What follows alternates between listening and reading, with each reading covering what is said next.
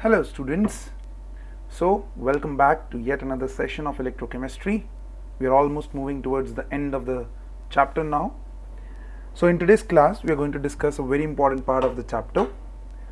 Please take care of this lecture because this is going to be very important, extremely important session. For the previous sessions, please follow the links given in the description below. Please follow those links before watching this session, or else you might not understand the topics that we are explaining in today's class. So we were talking about the electrolytic cell, obviously your host, your teacher Manjot Singh. Now, in the previous class, we talked about very interesting terms. दो चार terms के बारे में हमने बात किया था, जिनका नाम था रेजिस्टेंस, जिसका नाम था रेजिस्टिविटी, जिसका नाम था कंडक्टेंस, कंडक्टिविटी, फिर हमने बात किया था लैम्बडा एम, मोलर कंडक्टिविटी, और फिर हमने बात किया था लैम्बडा EQ, करेक्ट। तो ये 6 टर्म्स हमने पढ़े थे और इनके फॉर्मुलेशंस बनाए थे। I am not going to detail any formulations over here, for that you can just watch the previous lecture, but do not forget that in electrochemistry the numerical part, the most important numerical part is these terms. So please make sure that before watching this session you have already cleared your previous sessions, because today we are going to continue from the previous session itself. Alright, so ये terms हम पढ़ चुके थे, बहुत सारी बातें हम कर चुके थे। अब बारी थी एक बहुत इंपॉर्टेंट चीज के पढ़ने की, जिसका नाम है variation of conductance, conductivity and molar conductivity with dilution. मैंने यहाँ पर इक्विवेलेंट कंडक्टिविटी इसलिए नहीं लिया है क्योंकि जो मोलर कंडक्टिविटी के बारे में पढ़ेंगे वो ही आपका इक्विवेलेंट कंडक्टिविटी का भी नेचर होगा। Is that clear? So do not worry about that. तो चलिए let's begin now. Before we understand that what is the variation of this conductivity, molar conductivity with dilution, सबसे पहले हमको समझना है डाइल्यूशन का मतलब क्या होता है। तो डाइल्यूशन तो मेरे बच्चे बड़े अच्छे से जानते हैं कि सर कुछ नहीं, सिंपली जब आप एक सोल्यूशन में सॉल्वेंट ऐड करना शुरू कर दो तो हम बोलते हैं कि आप डाइल्यूट कर रहे हो। Basically you are decreasing the concentration of the ions. Is that clear? You are decreasing the concentration of the solute. Whenever I say I am diluting, I am decreasing the concentration of solute and I am adding solvent into the solution. So that is a term that you have to keep in mind. Dilution is just opposite of concentration. So I can say dilution is opposite of concentration. Perfect? All right. चलिए, let's move ahead. अब हमको पता है कि conductivity, conductance, molar conductivity, यहाँ पर जो हम पढ़ रहे हैं वो एक इलेक्ट्रोलिटिक सोल्यूशन के लिए पढ़ रहे हैं, और इलेक्ट्रोलिटिक सोल्यूशन बनता है इलेक्ट्रोलाइट से। तो बहुत इंपॉर्टेंटली हमें यहां पर आपको यह बताना जरूरी हो जाता है कि इलेक्ट्रोलाइट क्या होता है। तो electrolyte is nothing but a species, a substance which dissociates into its ions, which dissociates into its ions on dissolving in solution. और ये इलेक्ट्रोलाइट के बारे में हम चैप्टर नंबर 7 इक्विलिब्रियम में पढ़ के आए हुए हैं, गेटिंग द पॉइंट, क्लास 11। और वहां पर हमने पढ़ा था कि ये इलेक्ट्रोलाइट 2 तरीके का होता है, एक स्ट्रॉन्ग इलेक्ट्रोलाइट, दूसरा वीक इलेक्ट्रोलाइट। Perfectly okay. अब स्ट्रॉन्ग इलेक्ट्रोलाइट क्या होता है? What is a strong electrolyte? It is an electrolyte which dissociates into its ions. Electrolyte है तो डिसोसिएट होने वाला है, बट दिस डिसोसिएट्स ऑलमोस्ट, ध्यान से मेरे वर्ड्स को सुनिएगा, ऑलमोst 100%।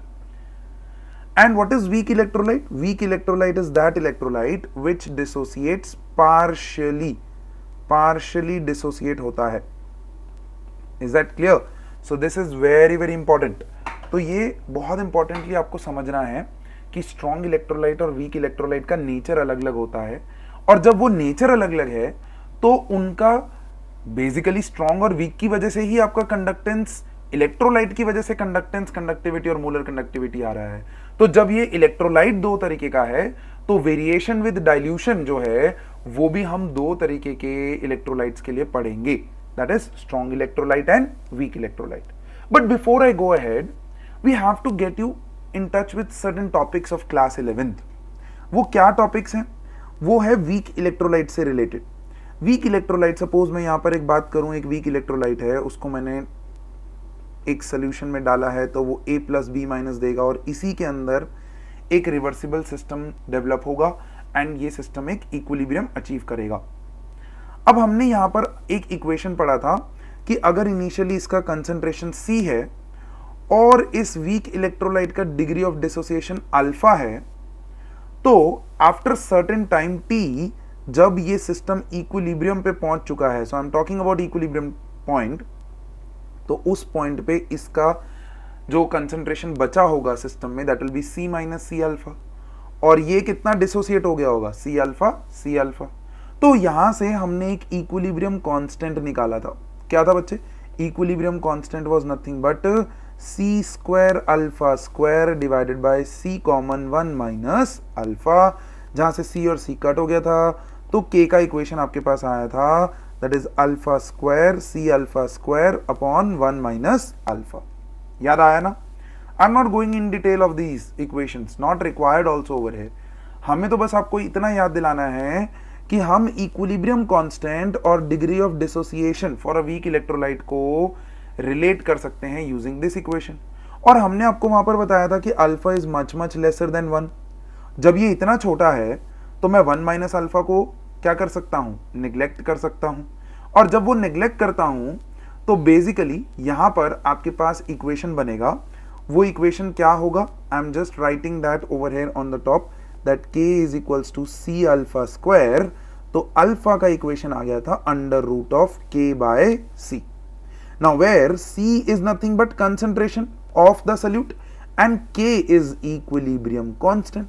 तो अगर थोड़ी देर के लिए ये कांस्टेंट को मैं यहां से निकाल दूं तो मेरे पास रिलेशन बनेगा alpha is proportional to under root of 1 by C।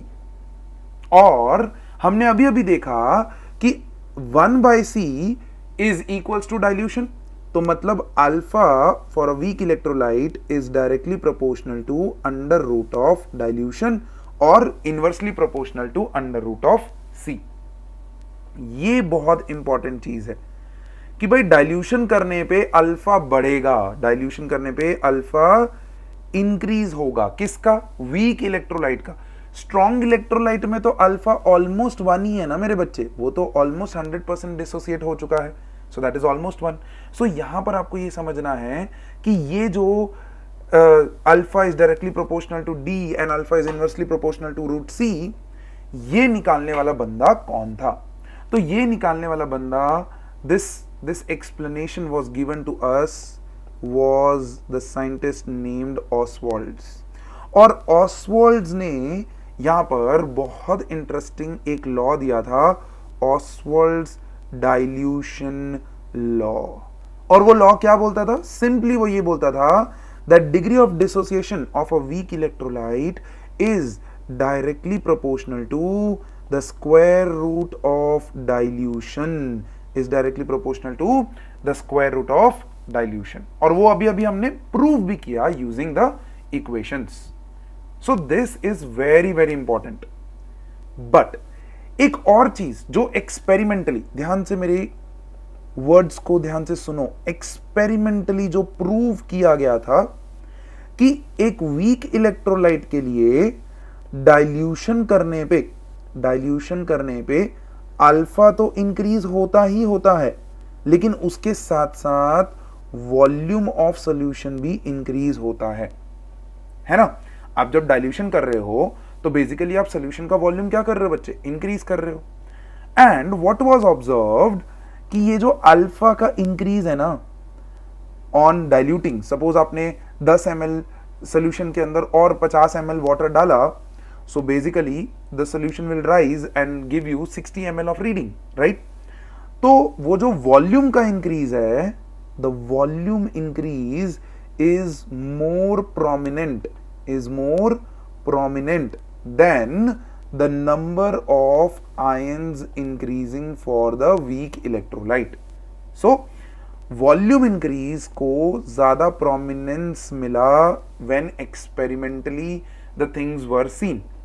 और जब वो एक्सपेरिमेंटली देखा गया तो बस यहां से ऑस्टवाल्ड ने एक बढ़िया सा डाइल्यूशन लॉ दिया और उसने ये प्रूव भी किया कि भाई अल्फा का जो इंक्रीज है वॉल्यूम के रिस्पेक्ट में वो काफी नेग्लिजिबल है। हाँ, आयंस इंक्रीज हो रहे हैं but compared to the volume that increase is very less, and all this was done for a weak electrolyte. very important. strong electrolyte में तो कोई प्रॉब्लम ही नहीं था, वो तो जितना भी वॉल्यूम रखो वो 100% डाइल्यूट 100% डिसोसिएट हो जाने वाला है। Getting the point? So this was basically the story of electrolytes that had to be recalled for you people from class 11th. अब टाइम आ चुका था और बहुत इंपॉर्टेंट टाइम है जिसमें हम कंडक्टेंस, कंडक्टिविटी और मोलर कंडक्टिविटी का इफेक्ट देखने वाले हैं, वेरिएशन देखने वाले हैं with dilution, and that too for both the type of electrolytes. So let's move ahead and let's talk about the first variation, that is variation of conductance with dilution. Conductance को हम G से represent करते आ रहे हैं। Getting the point? ये दो चीजों के लिए हमें पढ़ना है, एक स्ट्रॉन्ग इलेक्ट्रोलाइट एंड दूसरा weak electrolyte. But how do we have to do that? चलिए देखते हैं। स्ट्रॉन्ग इलेक्ट्रोलाइट और वीक इलेक्ट्रोलाइट की कहानी पहले समझते हैं। देखिए, स्ट्रॉन्ग इलेक्ट्रोलाइट, वीक इलेक्ट्रोलाइट, इनकी कहानी पहले समझते हैं जो हमने ऑलरेडी आपको बता दी है। Strong electrolyte is going to dissociate 100% whatever the volume is. Weak electrolyte is going to dissociate partially, and with increase in dilution its alpha is also going to increase and its volume is also going to increase. अब conductance जो है मेरे बच्चे, conductance जो है वो number of ions पे depend करता है। Getting the point?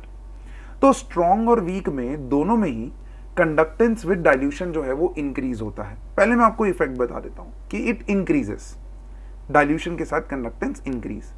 But strong और वीक के लिए, दोनों के लिए रीजंस अलग हैं, और वो रीजंस क्या है मेरे बच्चे समझो। मैंने यहां पर एक स्ट्रॉन्ग इलेक्ट्रोलाइट का सोल्यूशन लिया, लेट्स से मैंने उसको 10 ml सोल्यूशन लिया और इसके अंदर मैंने कुछ स्ट्रॉन्ग इलेक्ट्रोलाइट यहां पर डाला जिसमें I have positive ions, negative ions, positive, negative, positive, and there is a negative ion over here. Like अब जब मैं इसके अंदर डाइल्यूशन कर रहा हूं, लेट्स से मैंने इसके अंदर और वाटर ऐड किया, तो जब वाटर ऐड किया तो ये वॉल्यूम बढ़ के कितना हो जाएगा, लेट्स से 50 ml हो गया। अब जैसे ये 50 ml हुआ तो ये पॉजिटिव और नेगेटिव आयन के बीच में जो फोर्स ऑफ इंट्रैक्शन था, मेरे शब्दों को ध्यान से समझे, the force of interaction between the positive and negative ion, it would decrease. Getting the point? And if that would decrease, then the movement of the ions would increase. Correct? और अगर movement बढ़ जाएगा तो movement बढ़ने पे हमारा electricity का जो कंडक्टेंस है वो भी बढ़ जाएगा। So this is very important point to understand that in case of strong electrolyte, on increasing the volume or increasing the dilution, the force of interaction between the ions decreases, due to which the conductance increases. So that is what the points are coming up on your screen. With dilution, volume increases, and in case of strong electrolyte, it's 100% dissociated in any volume. But as the volume increases, interionic force between the ions decreases. This leads to free movement of ions. Keywords देखिए, free movement of ions in the solution of strong electrolyte, and hence with dilution conductance increases in strong electrolyte. Whereas if I talk about in case of what मेरे बच्चे, in case of a weak electrolyte, very important thing is happening. See this, in case of weak electrolyte, a very important thing is going to happen. See what is that? With dilution, in case of weak electrolyte, it's the number of ions which increase with dilution. Alpha increase होता है ना यहाँ पर, है ना? But also there is increase in volume. Which leads to decrease in interionic force also.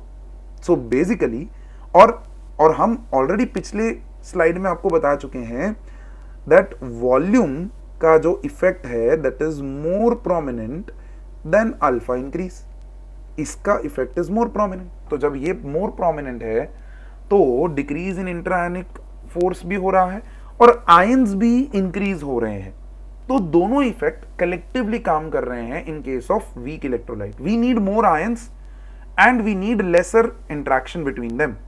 So in case of weak electrolyte both are working because इसका alpha with dilution increase होता है, so this leads to more number of ions as well as free movement of ions, more number of ions as well as free movement of ions in the solution of weak electrolyte. Hence with dilution conductance increases in weak electrolyte as well. So this is very important.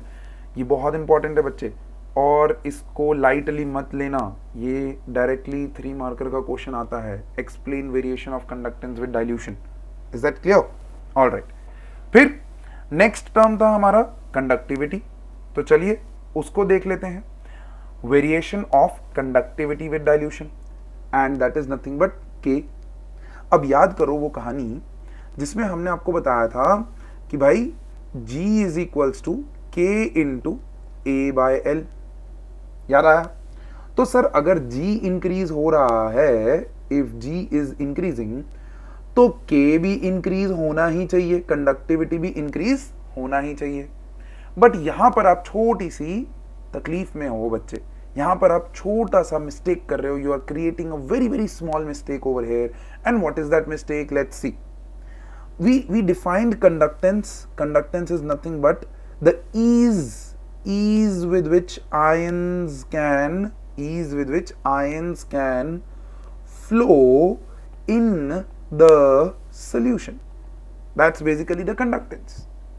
But जब हम conductivity की बात करते हैं तो conductivity को हमने define किया था something like this, that conductivity or specific conductance, the other name of it, of an electrolytic solution is defined as the conductance due to all the ions in a solution of volume 1 centimeter cube.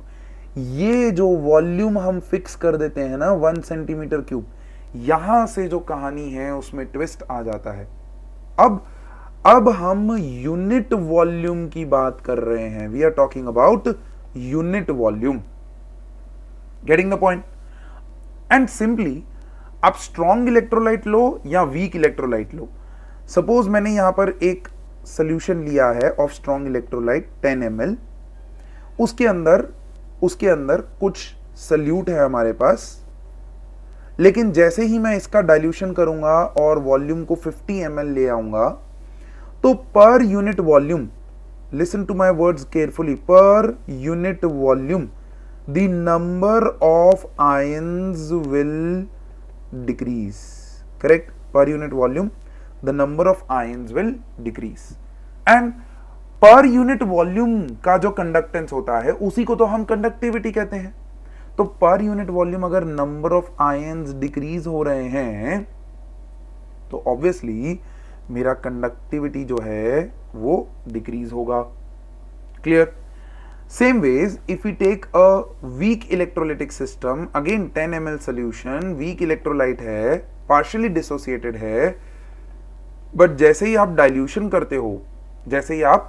करते हो और volume 50 ml लेके आते हो तो equilibrium disturb होगा, जिसमें alpha भी इंक्रीज होगा एंड वॉल्यूम भी इंक्रीज होगा, but the volume increase is more prominent, है ना? तो बेसिकली पर unit volume I can say relatively पर यूनिट वॉल्यूम यहां पर भी अल्फा जो है या नंबर ऑफ आयंस जो हैं पर यूनिट वॉल्यूम डिक्रीज हो रहे हैं, बिकॉज वॉल्यूम का effect is much larger compare to the number of ions getting increased in case of weak electrolyte. So therefore if number of ions per unit volume are decreasing, then for the weak electrolyte also conductivity will decrease on dilution. Correct? And that is where you have to remember this point over here, that in case of strong electrolyte or weak electrolyte, the number of ions per unit volume decreases. This is very important. Per unit volume, the number of ions are decreasing, hence the conductivity decreases with dilution in case of strong and in case of weak. तो यहाँ पर वापस से दो columns आपके लिए बना देता हूँ, स्ट्रॉन्ग एंड वीक, लेकिन इस बार हम बात कर रहे हैं पर यूनिट वॉल्यूम का. कंडक्टेंस और कंडक्टिविटी को कंपेयर मत करिएगा, because conductance is for the whole solution, conductivity is for the per unit volume solution, और per unit volume the number of ions decreases. Perfect, clear है? चलो बहुत बढ़िया. बात हो गई है हमारी variation of conductance with dilution. It is going to increase for strong as well as weak. बात हो गई है variation of conductivity for both strong and weak. It is going to decrease with dilution. But हमने आपको बताया था कि conductivity is not a proper term. क्यों? We have already talked about this in the previous session. Just go back and see that session. I'm not going to explain that in this session over here. Is that perfectly okay? So, the more important term was developed, and that term was nothing but molar conductivity. Correct? And what was that molar conductivity? It is the conductance due to all the ions of that volume of electrolytic solution which contains 1 mole of electrolyte. ये बहुत important है. Conductivity जो है वो पर unit volume defined है, irrespective of whatever the concentration is.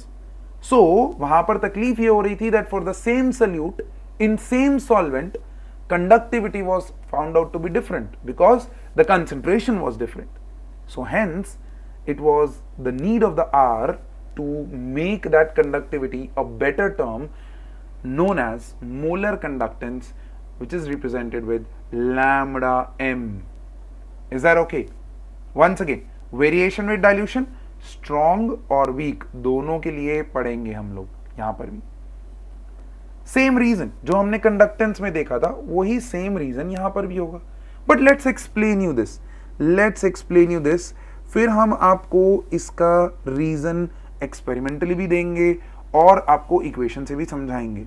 Alright, चलिए यहां पर वंस अगेन स्ट्रॉन्ग इलेक्ट्रोलाइट लिया 10 ml. क्लियर है? अब ये वही वॉल्यूम रहेगा हमारा जिसके अंदर 1 मोल इलेक्ट्रोलाइट है, मतलब मेरा कंसंट्रेशन सेम रहना चाहिए, दैट इज 1 मोल. फिर मैंने क्या किया, मैंने इसको डाइल्यूट किया और मैंने इसको 50 ml और इसके अंदर पानी डाला, तो मैंने इसको और डाइल्यूट कर दिया. अब यहां पर हुआ क्या, 1 मोल इलेक्ट्रोलाइट, ध्यान से देखिएगा, 1 मोल इलेक्ट्रोलाइट तो सेम ही रहा, वो यहां पर भी 1 मोल ही रहेगा, लेकिन द इंटर आयोनिक फोर्सेस जो हैं वो डिक्रीज हो गई, और जब वो डिक्रीज हो गई तो फ्री मूवमेंट जो है वो स्टार्ट हो गया, है ना. और जब फ्री मूवमेंट स्टार्ट हो गया तो हमारा कंडक्टेंस इंक्रीज हुआ, और in this case I would say since it is for a 1 mole of electrolyte it is molar conductance और वो भी इंक्रीज होगा. Is that clear? तो सेम जो हमने कंडक्टेंस में पढ़ा था वही सेम चीज यहां पर है, that strong electrolyte can ionize completely at all dilutions. Correct? On further dilution there is hardly an increase in number of ions, so there is no increase in number of ions, but as the volume increases the inter-ionic forces between 1 mole of ions decreases. देखो मैंने 1 मोल को आपके लिए highlight किया है यहाँ पर हम 1 मोल के लिए बात कर रहे हैं, कंडक्टेंस में हम कोई भी कंसंट्रेशन के लिए बात कर रहे थे. Now this leads to once again the keyword free movement of ions in the solution of strong electrolyte. Hence with dilution the molar conductance also increases. Very very important. Conductance भी increase होता है, molar conductance भी increase होता है. Similarly weak electrolyte जो है उसका भी मोलर कंडक्टेंस जो है वो इंक्रीज होने वाला है. क्यों? देखो यहां पर with dilution in case of weak electrolyte it's the number of ions which increases. Perfect है. But also there is increase in volume, और हम ऑलरेडी पढ़ चुके हैं वॉल्यूम का effect is more prominent which is experimentally proven. Volume का effect is prominent compared to the number of ions getting increased. और अगर आपको याद हो तो हमने लैम्डा एम का एक फॉर्मूला बनाया था, molar conductivity was conductivity into volume of the solution. याद आया? यहीं से तो हमने लैम्डा एम डिराइव किया था।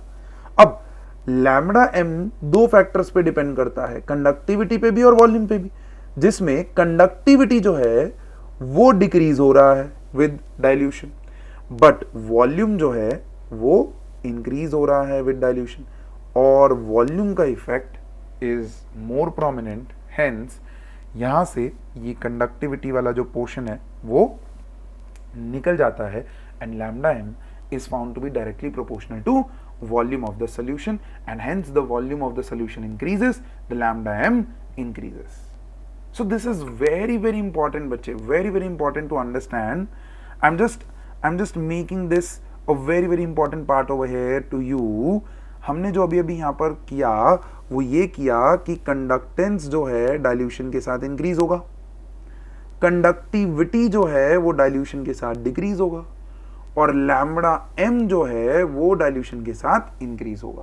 So this was the three important terms which we have done, and these three important terms, the effect of these terms with dilution was seen. But the biggest question over here was कि ये conductance और molar conductance जो dilution के साथ increase हो रहा है, क्या ये इनफाइनाइटली इंक्रीज होता ही रहेगा?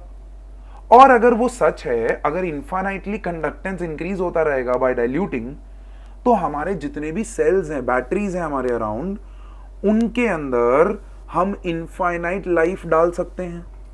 बट ऐसा तो होता नहीं है, बैटरी कहीं ना कहीं जाके डेड हो जाती है, और जब वो डेड होती है तो हमें उसको फेंकना पड़ता है.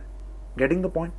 सो basically there has to be some limitation to the conductance and molar conductance increase, and that was proven experimentally with the graph. What are those graphs? See this. एक strong electrolyte के लिए जब lambda m versus root c graph बनाया गया, अब ध्यान से समझो मेरे बच्चे, बहुत सिंपल सी चीज है. ऑलरेडी 10 ml पे मेरा स्ट्रॉन्ग इलेक्ट्रोलाइट स्ट्रॉन्गली डिसोसिएटेड है, ऑलमोस्ट 100% डिसोसिएटेड है. तो इसीलिए initially at higher concentrations also उसका वैल्यू देखो काफी हाई आ रहा है. Is that okay? Let me just take a different colour for you over here so that you understand this better. So at this point the concentration is very high, correct? And at this concentration also the strong electrolyte is strongly dissociated, hence you get the lambda m value very high. अब कोई भी बच्चा मेरे को ये सवाल ना करे कि sir lambda M versus root C graph क्यों बनाया आपने, लैम्डा एम वर्सेस सी क्यों नहीं बनाया? हम ऑलरेडी ऑसवर्थ डाइल्यूशन से देख चुके हैं कि alpha for any electrolyte is proportional to under root of C, inversely proportional to under root of C, not C. Is that clear? इसीलिए यहां पर root C versus lambda M graph. अब जैसे जैसे मैं डाइल्यूशन करूंगा मतलब कंसंट्रेशन यहां पर डिक्रीज होगा, तो ये रहा डिक्रीज इन कंसंट्रेशन. और जैसे जैसे डाइल्यूशन करते गए तो हमको ये पॉइंट्स ग्राफिकली इस तरह से पॉइंट्स मिले, और जब उनको ज्वाइन किया गया तो यहां पर एक स्ट्रेट लाइन ग्राफ मिला. और क्या ऑब्जर्व हुआ? ध्यान से देखिएगा. The observe was that the slope of this line was not very high. It was a very very small slope. A very small slope indicates that strong electrolyte का जो molar conductance है या conductance जो है with dilution increase तो होगा, but that increase is not going to be that high, because at all dilutions this electrolyte is almost 100% dissociated. Getting the point? तो basically यहां पर एक स्ट्रेट लाइन आता हुआ दिखा, और जब इस स्ट्रेट लाइन को पीछे एक्सट्रापोलेट किया गया तो it intersects the lambda M axis at concentration equal to 0, where concentration equal to 0 is not possible. Basically concentration equal to 0 is not possible. So हम इस पॉइंट को यहां पर बोलते हैं इनफाइनाइट डाइल्यूशन पॉइंट। क्या बोलते हैं मेरे बच्चे? इनफाइनाइट डाइल्यूशन, मतलब आपने सॉल्वेंट इतना सारा ऐड कर दिया है कि concentration of the solute is almost zero, almost zero, and that is where the limiting value, that is where the limiting value of lambda m was found, and that limiting value was named as limiting molar conductivity. Limiting molar conductivity, very important term बच्चे, directly 1 marker question. Define limiting molar conductivity or limiting molar conductance. So limiting molar conductance is that molar conductance of the electrolytic solution at infinite dilution. This is the keyword, at infinite dilution. Molar conductance of the solution at infinite dilution. So we were able to find out the limiting point of the strong electrolytic solution. Is that clear? So this is where you need to note down these points over here, that when concentration approaches zero, the molar conductivity attains a maximum definite value known as limiting molar conductivity or limiting molar conductance. Now since it was a straight line, so we could relate it with y is equals to mx plus c. याद है ना straight line equation, y is equals to mx plus c, where m is the slope, x is the x-axis, y is the y-axis and c is the intercept on the y-axis. और जब इस equation को इसके अंदर डालने की कोशिश की गई ग्राफ के अंदर, तो हमारे पास इक्वेशन बना lambda m is equals to lambda m naught minus B root C. और ये इक्वेशन निकालने वाले साइंटिस्ट, उनका नाम था डेबी हकल ऑनसेगर। तो वहां से इक्वेशन बनी Debye Huckel Onsager equation. Is that perfectly okay? So this is very important thing to understand मेरे बच्चे। प्लीज इसको अच्छे से समझो कि जब हमने एक्सपेरिमेंटली देखा तो हमको एक लिमिटिंग वैल्यू मिला for a strong electrolyte, and that was termed as limiting molar conductivity represented as lambda m और उसके ऊपर नॉट। नॉट बहुत बार आ चुका है, सॉल्यूशंस चैप्टर में एक नॉट आया था विच डिनोटेड द प्योर सॉल्वेंट। दूसरा नॉट हमने देखा था ई नॉट सेल वाला, that not actually denotes the standard conditions, and this not over here lambda m not denotes the limiting value, it denotes the limiting value. तो यही same चीज we were expecting in a weak electrolyte as well, है ना? We were expecting in a weak electrolyte as well. So when we were expecting in a weak electrolyte, तो same graph आना चाहिए था, but वो graph आया like this. Oh my God, sir, ये क्या हुआ? Why didn't we get a straight line over here? The reason was कि in case of strong electrolyte, it was only the mobility of the ions which was increasing with dilution. But in case of weak electrolyte, there are two factors. One is number of ions are also increasing, and second, the mobility is also increasing. तो lambda m तो increase होगा ही होगा, लेकिन एक point के बाद उसका increase was so high. Why? Because after this point of dilution, देखो हम कंसंट्रेशन को डिक्रीज कर रहे हैं ना मेरे बच्चे, डिक्रीज करते करते इस पॉइंट के बाद डाइल्यूशन करने पे आपका alpha is almost approaching 1 for a weak electrolyte. Now when it is approaching 1 for a weak electrolyte, मतलब ये almost strong electrolyte जैसा behave करना शुरू कर देगा। तो इस point के बाद आपको almost ऐसे straight line दिखेगा। And that was the problem over here, that this line over here became parallel to lambda m axis, and if it became parallel, that means lambda m naught निकालना graph से possible नहीं था. किसके लिए? Weak electrolytes के लिए. And that is where the scientist got stuck कि भाई वीक इलेक्ट्रोलाइट का lambda M naught is not being found from the graph. तो उस चीज को ढूंढने के लिए, हेल्प करने के लिए अपनी जिंदगी में आए एक बहुत इंपॉर्टेंट साइंटिस्ट जिसका नाम था कॉलरॉश. और उन्होंने कॉलरॉश लॉ करके एक लॉ दिया. But that we will do in the next lecture. For today we will stop over here. But before going, let's read the points for basically the weak electrolyte. When the concentration is very low, alpha approaches 1. देखो concentration very low मतलब dilution very high, that is complete ionization causing steep rise in the value of lambda m. ये जो steep rise आया है ये उसकी वजह से आया है.